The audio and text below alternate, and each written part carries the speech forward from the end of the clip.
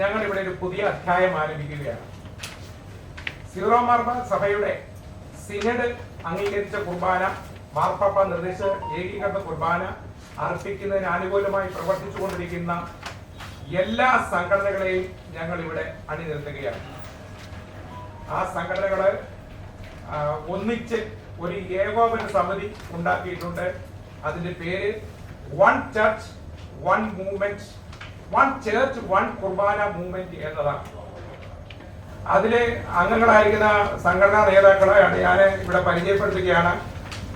ഇത് ആന്റണി പുതുശ്ശേരി, അദ്ദേഹം MTNS-ന്റെ എറണാകുളം അങ്കമാലി അതിരൂപതയുടെ പ്രസിഡന്റാണ്.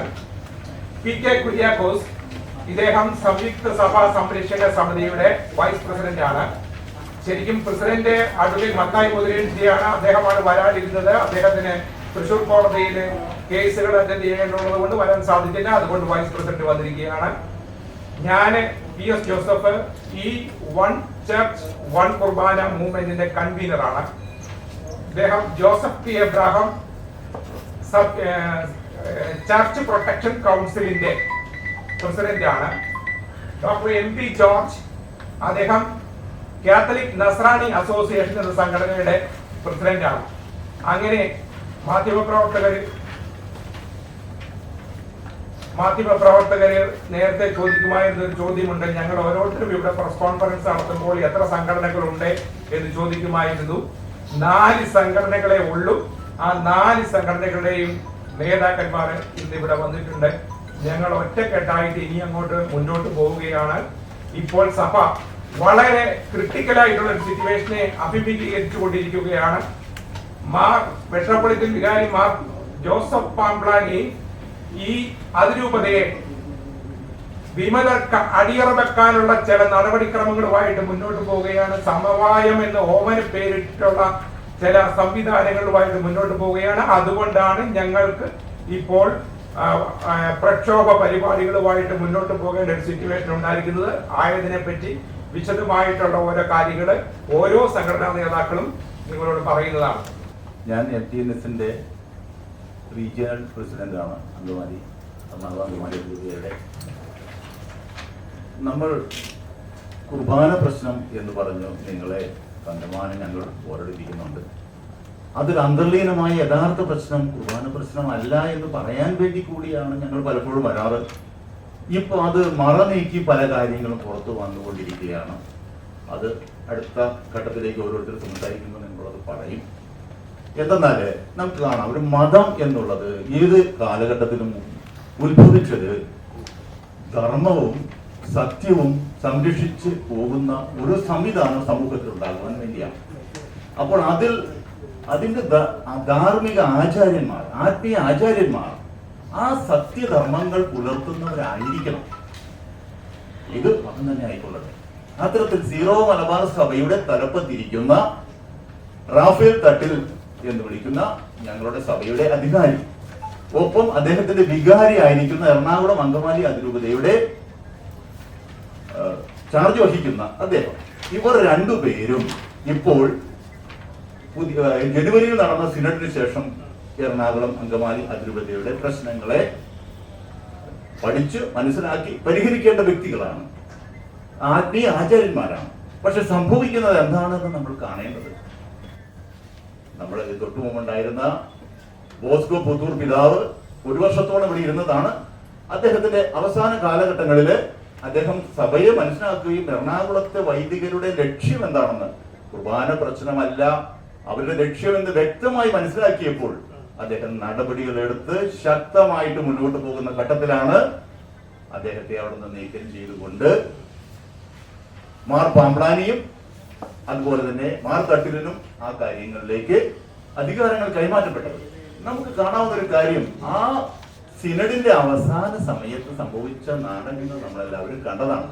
ഒരു അതിരൂപതയുടെ അരമനയിൽ കയറി വന്നുകൊണ്ട് അതിന്റെ അകത്ത് പുരോഹിതർ 21 പേരോളം നടത്തിയ സമര ആഭാസങ്ങളും അതിനുശേഷം ഒരു ആത്മീയമായിട്ടുള്ള ഒരു മര്യാദയുമില്ലാതെ ദൈവിക സ്നേഹവുമില്ലാതെ നടത്തിയ കുർബാന സമരങ്ങളും പുറത്ത് ഗേറ്റ് വരെയും തല്ലിപ്പൊളിക്കുന്ന രീതികളിലും പോലീസ് ഉദ്യോഗസ്ഥന്മാരെ, നീതിപാലകന്മാരെ വരെ ചീത്ത പറയുന്ന കാര്യങ്ങൾ നമ്മൾ കണ്ടതാണ്. അതിനുശേഷം എന്തെങ്കിലും നടപടികൾ എടുക്കേണ്ടിയിരുന്ന പുത്രപിതാവ് ആ സ്ഥാനത്തിരുന്നെങ്കിൽ നടപടികൾ ഉണ്ടാകുമായിരുന്നു. അദ്ദേഹത്തെ അവിടെ നിന്ന് നീക്കം ചെയ്തുകൊണ്ട് മാർ പാമ്പ്ലാനി ആ സ്ഥാനത്ത് വരികയും അവരോട് ഒന്ന് ചേർന്നുകൊണ്ട് ഈ സഭാ സംവിധാനത്തില് ഏകീകൃത കുർബാന അർപ്പണത്തില് ആത്മാർത്ഥതയില്ലാതെ പ്രവർത്തിക്കുകയും ചെയ്തുകൊണ്ടിരിക്കുകയാണ്. അതിന് വളം കൊടുക്കുന്ന നടപടികളാണ് തട്ടിൽ ഒരുമിച്ച് ചെയ്തുകൊണ്ടിരിക്കുന്നത്. അതിനാണ് ഈ രണ്ടുപേരും ഈ സഭയില് ശാശ്വത സമാധാനത്തിന് ഉതകുന്ന കാര്യങ്ങളല്ല ചെയ്തുകൊണ്ടിരിക്കുന്നത് എന്ന് ഞങ്ങൾ അടിവരയിട്ട് പറയാം. അത് പ്രത്യേകിച്ച് നമ്മൾ മനസ്സിലാക്കേണ്ട ഒരു കാര്യം, മാർ പാമ്പ്ലാനി എന്നും ഈ വിമതരുടെ ഒപ്പം നിന്ന് പല കാര്യങ്ങളും അവർക്ക് ചൂട്ടുപിടിച്ചിരുന്ന വ്യക്തിയാണെന്ന് കാണാൻ പറ്റും. അദ്ദേഹം വരുമ്പോൾ അദ്ദേഹം ഒരു കാര്യം പറഞ്ഞു, രണ്ടുപേരും ഒരു സർക്കുലർ ഇറക്കി. ഇനി സമവായ കുർബാന എന്ന് വിളിക്കുന്ന ഒരു കുർബാന മാത്രം ഏകീകൃത സഭ പറയുന്ന ചെല്ലുകയും ബാക്കിയെല്ലാം മറുതരത്തിലാകുകയും ചെയ്യുന്ന തരത്തിലുള്ള ഒരു കുർബാനയ്ക്ക് വേണ്ടിയിട്ട് വീണ്ടും അദ്ദേഹം ഒരു സർക്കുലർ ഇറക്കി. അത് നമുക്ക് കാണാൻ കഴിയുന്നത് 28/2/25 അദ്ദേഹം ഒരു വിജ്ഞാപനമായിട്ട് രണ്ടുപേരും ഒപ്പിട്ടുള്ള സർക്കുലർ ഉണ്ടായി. അത് ജൂലൈ 1-ാം തീയതി സമവായം അന്ന് ഇറക്കിയിട്ട് അന്ന് പരാജയപ്പെട്ട സംഗതിയാണ്. ഇവരോട് പറഞ്ഞു, നിങ്ങൾ ഒരു കുർബാനയെങ്കിലും ചൊല്ലണമെന്ന് വീണ്ടും അഭ്യർത്ഥിച്ചുകൊണ്ട് നടത്തിയത് വെറും കാറ്റിൽ പറത്തിക്കൊണ്ട് അവരുടെ സർക്കുലറിനെ വെറുതെ തള്ളിക്കളഞ്ഞുകൊണ്ട് വിമതര് അതിനെ നിർദാക്ഷിണ്യം തള്ളിക്കളഞ്ഞ് നമ്മൾ കണ്ടതാണ്. ഇവരെ വീണ്ടും കൂട്ടുപിടിച്ചുകൊണ്ട് എന്ത് നടപടികളാണ് പാമ്പ്ലാനിക്ക് ചെയ്യാൻ കഴിയുക? നമ്മൾ ഓർക്കണം, ഇപ്പോൾ നമ്മൾ വിചാരിക്കണം എല്ലാവരും ഒന്നും താടി വേണ്ട ഭീകരനാവാനായിട്ടുള്ളൂ. എറണാകുളം അങ്കമാലി അതിരൂപതയുടെ ബസിലിക്കയിൽ ഒരു താടിയില്ലാത്ത ഒരു പുരോഹിതൻ എന്ന വ്യാജനിരിക്കുന്ന ഒരു വർഗീസ് മണവാളനുണ്ട്. ആ വർഗീസ് മണവാളൻ എന്ന് വിളിക്കുന്ന വികാരിയെ അവിടെ നിന്ന് നീക്കം ചെയ്തതാണെന്ന് നമുക്ക് കാണാം. കഴിഞ്ഞ ദിവസം തിങ്കളാഴ്ച 5 മണിക്ക് അവിടെ നിന്ന് പോകണമെന്ന് അൾട്ടിമേറ്റം കൊടുത്തിട്ട് മേജർ ആർച്ച് ബിഷപ്പ് കൊടുത്തിട്ടും അദ്ദേഹം കുറെ ഗുണ്ടകളെയും കൂട്ടി അവിടെ സസുഖം വാഴുകയാണ്.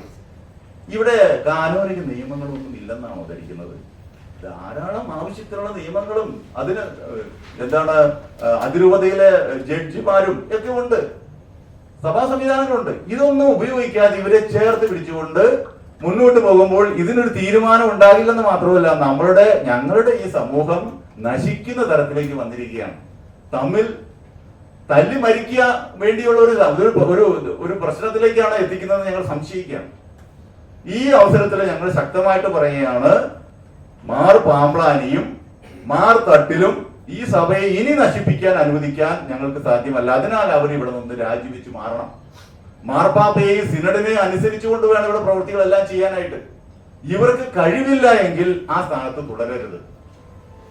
മാർ തട്ടില് ശരിക്കും മൂഢമായ വ്യാപാരത്തിലാണ് ജീവിക്കുന്നത്. ഇവർ തിരിച്ചു വരും, ഇവർ നന്നാകുമെന്ന് ധരിക്കുന്നത്. സഭ പിളരുന്ന തരത്തിലേക്ക് അവർ എല്ലാ നീക്കങ്ങളും ആരംഭിച്ചു കഴിഞ്ഞു.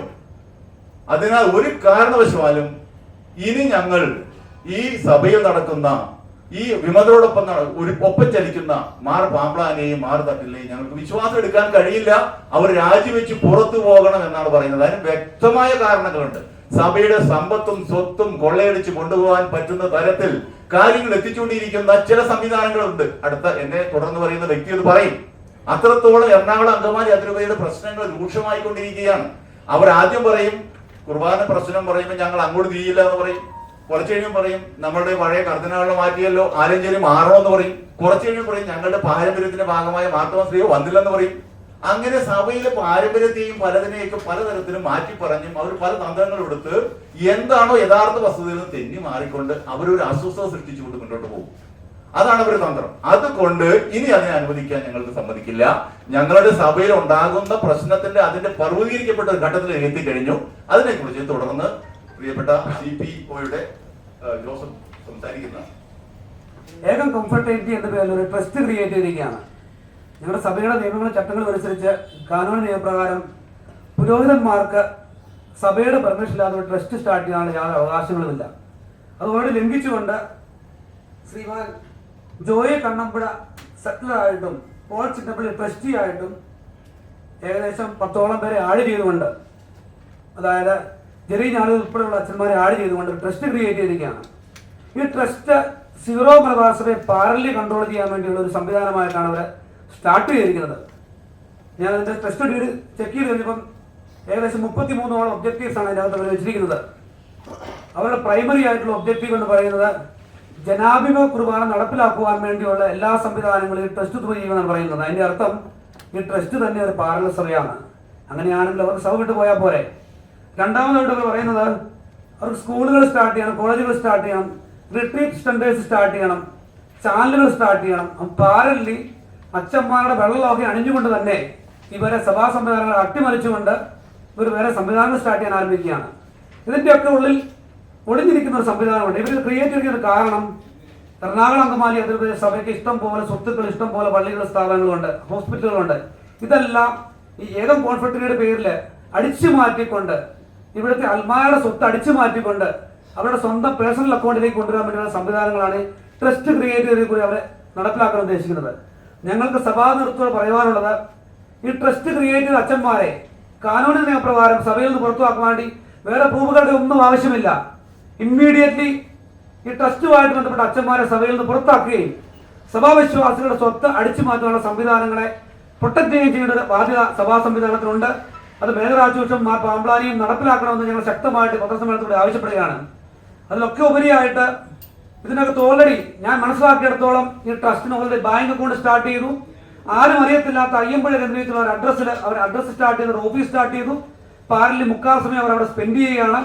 ഇതിൽ കൂടെ ഒക്കെ നമ്മൾ മനസ്സിലാക്കുന്നത്, ഞങ്ങൾക്ക് തന്നെ അറിയാൻ പറ്റും, നിങ്ങൾക്കെല്ലാം അറിയാം, ഒരു ട്രസ്റ്റ് ക്രിയേറ്റ് ചെയ്ത് കഴിഞ്ഞാൽ ആ ട്രസ്റ്റിന്റെ ക്രിയേറ്റ് ചെയ്ത ആൾക്ക് എത്ര ട്രസ്റ്റീസിനെ വരും ആഡ് ചെയ്യാൻ പറ്റും, ഡിലീഷൻ ചെയ്യാൻ പറ്റും, പല ക്രമക്കേടുകൾ സ്ഥാപിക്കാൻ പറ്റും. ഞങ്ങൾ ഭയപ്പെടുകയാണ്. ഞങ്ങളുടെ സഭാ സംവിധാനത്തിലുള്ള എറണാകുളം സിറ്റിയിലുള്ള പല ഹോസ്പിറ്റലുകളും പല സ്കൂളുകളും ഒക്കെ ട്രസ്റ്റിനായിട്ട് ഓൾറെഡി ആക്കിക്കഴിഞ്ഞു എന്ന് പോലും ഞങ്ങൾ സംശയിക്കുകയാണ്. അതുകൊണ്ട് ഞങ്ങൾക്ക് പിതാക്കന്മാർ അഭ്യർത്ഥിക്കാനുള്ളത്, ഈ തെമ്മാടത്തിനും കാണിച്ചിരിക്കുന്ന, ഈ ലോകം കോൺഫിഡന്റ് കാണിച്ചിരിക്കുന്ന ഈ ട്രസ്റ്റിമാരെയും ഈ വിമത അച്ഛന്മാരെയും എത്രയും പെട്ടെന്ന് സഭയിൽ നിന്ന് പുറത്താക്കി സഭയിൽ ശുദ്ധീകരണ കലശം നടത്തണം. അതുമായിട്ട് ബന്ധപ്പെട്ടാണ് ഞങ്ങൾ ഇവിടെ എല്ലാവരും ഒത്തുകൂടി ഈ പത്രമീറ്റിലൂടെ നിങ്ങളെ അഭിസംബോധന ചെയ്യുന്നത്. എനിക്ക് ശേഷം അതിന്റെ ബാക്കി ഡീറ്റെയിൽസ് CNAയുടെ ശ്രീമാൻ പ്രസിഡന്റ് ആയിട്ടുള്ള ശ്രീമാൻ MP ജോർജ് സംസാരിക്കുന്നതായിരിക്കും. ഞങ്ങളുടെ ഈ ഒരു വർഷം കാലാവധിയിൽ വരുമ്പോൾ ഈ 50 നോയമ്പ് എന്ന് പറഞ്ഞാൽ വളരെയധികം പ്രാധാന്യം ഉള്ളതാണ്. ആ 50 നോയമ്പിന്റെ ഏറ്റവും വലിയ ആഴ്ചയാണ് ഈ ഞായറാഴ്ച തൊട്ട് തുടങ്ങുന്നത്. ആ ഞായറാഴ്ചകളിൽ ഞായറാഴ്ച തൊട്ട് ഞങ്ങൾക്കൊരു കുർബാന കാണാനായിട്ട്, ഒരു ഏകീകൃത കുർബാന കാണാനായിട്ട് ഒരു അവസരം തരാത്ത സഭാപിതാക്കന്മാർ ഈ സഭയിൽ നമ്മൾക്ക് ആവശ്യമില്ല. അവര് ഇപ്പോ ഇതിനകത്ത് ഉള്ളത് മേജർ ആർച്ച് ബിഷപ്പായ റാഫേൽ തട്ടിൽ പിതാവും അദ്ദേഹത്തിന്റെ വികാരിയായിട്ട് വന്നിട്ടുള്ള മാർ പാമ്പ്ലാനി പിതാവുമാണ്, ജോസഫ് പാമ്പ്ലാനി പിതാവാണ്. അദ്ദേഹത്തിന് വലിയൊരു രൂപതയുണ്ട്, തലശ്ശേരി രൂപത. ആ രൂപതയിൽ വിട്ട് ഈ രൂപതയുടെ സമ്പത്തും ഈ സംവിധാനങ്ങൾ കണ്ടിട്ടാണ് അദ്ദേഹം ഇവിടെ വന്നിരിക്കുന്നത്. അദ്ദേഹം ആഴ്ചയിൽ 1 ദിവസമോ 2 ദിവസമോ ആണ് ഈ രൂപതയിൽ തങ്ങുന്നത്. ഇവിടെ ഒരു ആർച്ച് ബിഷപ്പും മേജർ ആർച്ച് ബിഷപ്പും അദ്ദേഹത്തിന്റെ കീഴിൽ 2 ബിഷപ്പുമാരും ഉണ്ടായിരുന്ന ഒരു രൂപതയാണ്.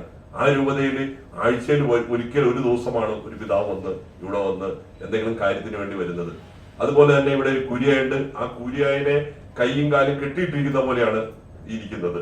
അതുകൊണ്ട് ഈ സഭയെ അനുസരിക്കാതെ വിമത പ്രവർത്തനം നടത്തുന്ന എറണാകുളം അങ്കമാലി അതിരൂപതയിലെ ഒരു വൈദികരെ പോലും നാളിതുവരെ യാതൊരു നടപടിയും സ്വീകരിക്കാത്ത ഈ മേജർ ആർച്ച് ബിഷപ്പും മാർ പാമ്പ്ലാനി പിതാവും ഈ എറണാകുളം അങ്കമാലി അതിരൂപതയ്ക്ക് ആവശ്യമില്ല എന്ന് തന്നെയാണ് ഞങ്ങളുടെ 100% ഞങ്ങൾ പറയുന്നത്. എല്ലാ സംഘടനയും കൂടി ഒന്നിച്ചും എല്ലാ കൂട്ടായ്മയുണ്ട്.